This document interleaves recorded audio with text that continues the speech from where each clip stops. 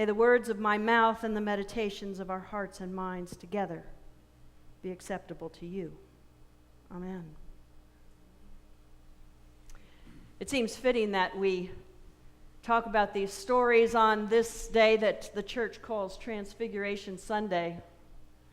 We just heard about Peter wanting to build 3 shelters.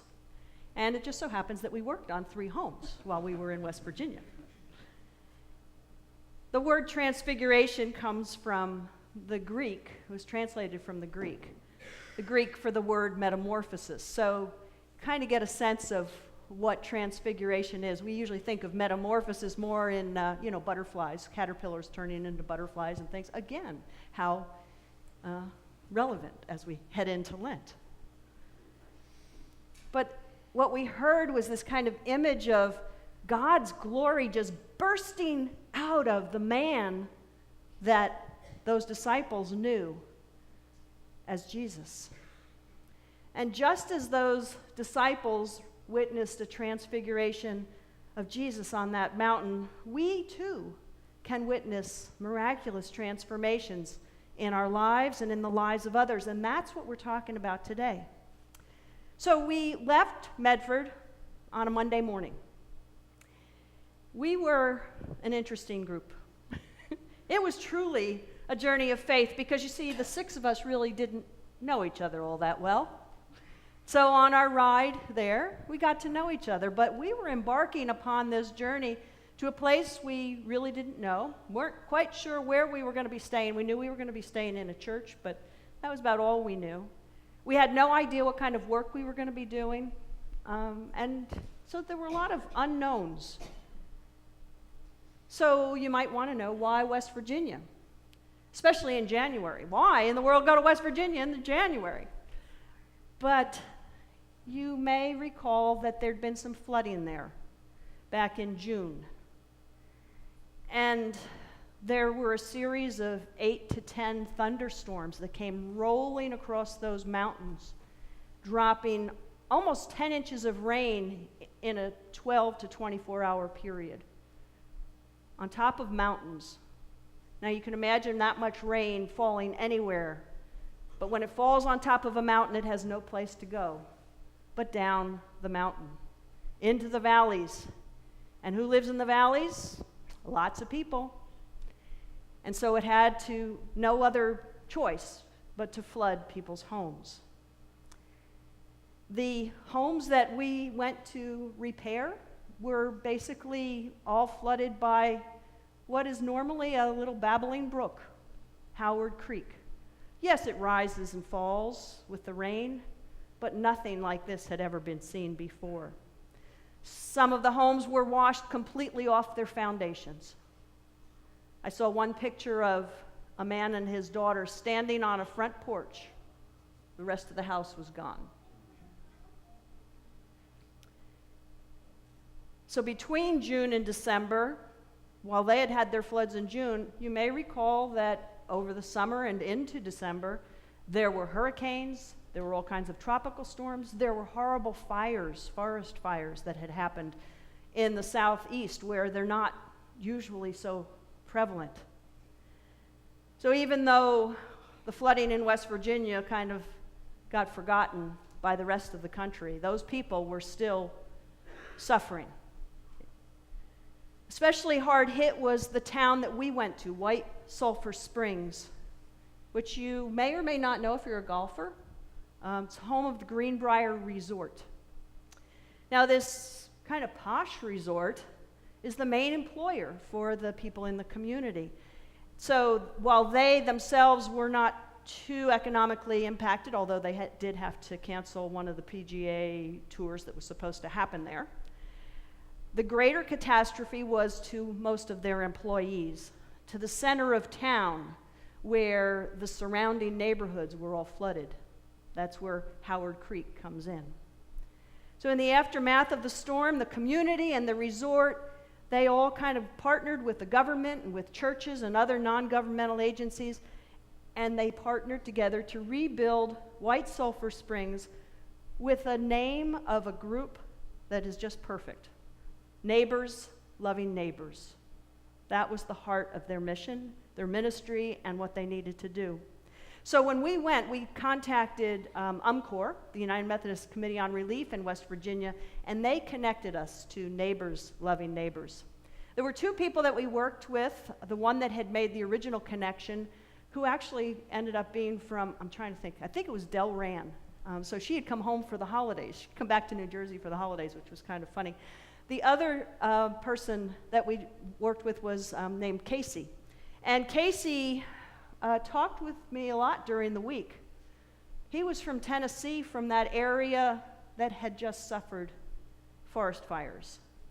And so he was talking about this life-changing experience here. He had been given the opportunity to be kind of the project manager for rebuilding White Sulphur Springs. And here was his own hometown now needing that. So the first transformation that I'd like to mention to you was that of KC, because his heart was saying, maybe I need to go back to Tennessee and use these skills that God's given me to go and rebuild my own hometown. Well, we arrived on Monday afternoon, and we were welcomed by the priest of the rectory that we were going to be staying with. I was told his name was Father C. Well, it ends up it was Father Chapin. And he was as musical as the Chapin brothers are. He was quite a hoot, actually. He was very, very funny. And he was a wonderful host. But he shared his rectory with a kitten. Well, a young cat, if you will. A cat named Stormy. And as you can imagine, Stormy had been rescued from the flood. And one of the many teams that had stayed at the rectory as part of the rebuilding had brought that kitten to Father C and said, you need some company here. So Stormy really entertained us and kind of kept us grounded as the week went on. Stormy was in the middle of the table whenever we sat down in the kitchen. And you'll notice on the cover of the bulletin, Heidi Polhemus has drawn a sketch there.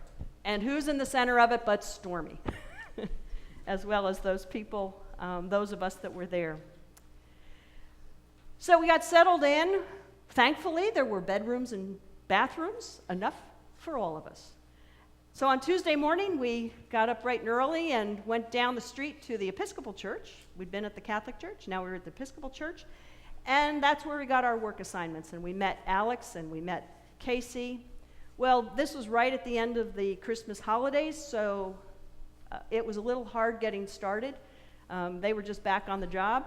So eventually, we were taken to a nearby house, and we were introduced to two sisters, Elaine and Sue. They lived on Crescent Road, or Crescent Avenue, and as we were talking with them and their caseworker, it was really hard to tell which one of the sisters lived in the house. I figured they both lived in the house because they were both there. Well, it ended up the home belonged to Sue and her husband. But Sue did very little of the talking. You see, it was really hard for her to talk about it, even 6 months after the flooding. When the flooding had started, they raced from their jobs at the Greenbrier to this home about a mile away, hoping that they could save some of the things that were on the first floor. So they very quickly moved things from the first floor to the second floor. And of course, you can imagine what happened. They got stuck on the second floor as the floodwaters came up through the floorboards of their home. The only thing they had with them was a cell phone, thankfully. So they kept talking with their husbands, with their family, not knowing what was going to happen. Eventually, they were rescued by the National Guard, but you can imagine that kind of experience and what it meant to them and the grief that they had. Basically, from June until Christmas, they had worked 24/7, either at their paying jobs during the day or at rebuilding their home, and they'd done a magnificent job. The transformation in her home was done by her hands, but the transfiguration that we witnessed in Sue was certainly the work of God. Because even as she struggled for words, there was this glimmer of hope. There was this glow that came from within her that was giving her the courage to go on, to work through this, to grow from this experience. Healing is a transformational process born of God.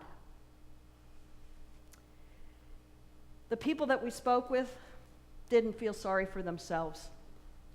They were also thankful that they had been spared. And they were thankful for whatever help we could offer. But those feelings of grief, those feelings were buried quite a bit deeper.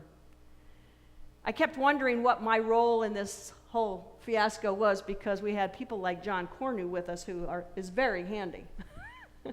And everybody had construction skills but me. So I had organized the trip, but what I realized as the week went on was my role was really to listen to the homeowners and to the people that we met. On our second workday, half the team was asked to go to Junior's house on Mill Hill Avenue while we finished painting at Sue's house. Junior and his wife Christy and their children have lived in their home for 14 years. And when the flooding began, Junior backed his pickup truck that sat pretty high, backed it down Mill Hill Avenue and rescued neighbors. They could hear people calling. They could see people on rooftops hanging from trees.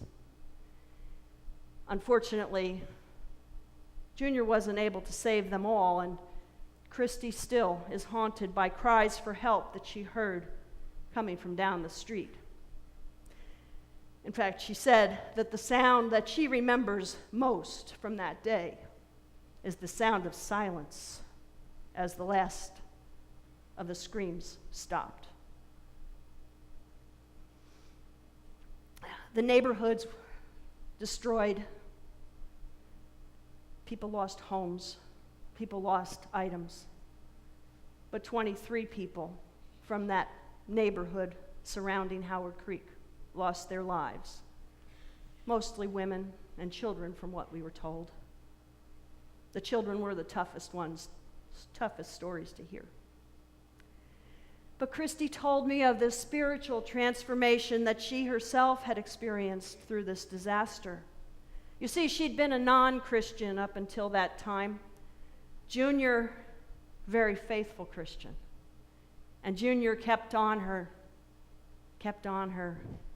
But it was because of the volunteers that came, some of them from Samaritan's Purse, that she realized that she too needed Jesus in her life. So for several weeks after the flooding, the family lived in tents in the front yard. While they worked at pulling out floorboards and walls and everything, they lived there. And gradually, Junior, very capable, very skilled guy, rebuilt the center of the house so that they could move back in. In the center of the house was kind of their great room, had living room, kitchen area. So they moved back into that space, and then since that point of time in July or August, he'd been working at trying to rebuild the other walls so they could each have their own bedrooms and bathrooms. It wasn't a big house, but you see, Junior didn't have a whole lot of time to work on the house, even though he was skilled, because he was an over-the-road truck driver. So he's gone for weeks, if not months, at a time. So we arrived at a really good time for him because he'd been home for the holidays. And oh, was he grateful to have the extra help. So John and Al Jensen and Robert Doobie and Brad Preston, not Brad Preston, he's from another church. Brad Polhemus and Heidi Polhemus. They all worked together to build walls so that the young son, teenager, could have a separate room from his sister for the first time in their 14 years. So the third home we worked on belonged to a man named Robert. Their home wasn't so badly flooded, but you see, he wasn't able to do all the work himself, even though he and his wife did most of it. The water had come up through the floorboards, but it hadn't damaged as much. So he and his wife did a lot of the work. But he'd already experienced one transformation in his life because he'd been hurt on the job. He was a physical laborer prior to his current job in computers. So he'd already transformed himself from a physical laborer to a computer tech. What he really needed help with was putting insulation in the crawl space because getting under there was tough. So Brad and Heidi, they could do that. There's a nice picture of Brad sitting there. You can see the insulation that they did. So it was pretty powerful. Really, really powerful time. But the physical transformation of the homes, as amazing as it was nothing compared to the transformations that we saw within the people and within the community. We celebrate this Sunday, the Transfiguration Sunday, every year because we need to be reminded. We need to be reminded that each and every one of us can be transformed, not just in our heavenly form, but in our earthly form as well. And sometimes we're just too busy to notice it. Sometimes we need to go to the mountains. Sometimes we need to go to the beach. Sometimes we just need some time alone to realize that transformations are happening all around us. And sometimes it takes a disaster. But never doubt for a single moment that God's transformative power is ready to shine in every one of us for all the world to see. Amen.